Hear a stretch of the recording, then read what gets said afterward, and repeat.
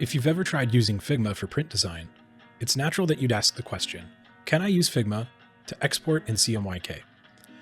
In today's video, I'm here to tell you that it's possible. It's also really easy. First, I'll open up the design I want to export in Figma.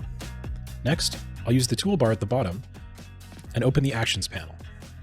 Here, search for Print for Figma, and select the icon that looks like a P, Print for Figma.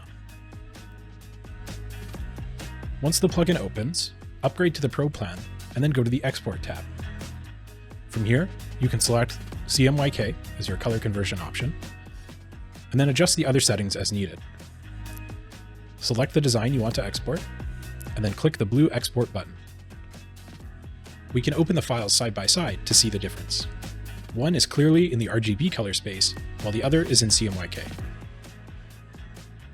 To start exporting in CMYK, get the Print for Figma plugin on the Figma Community Market.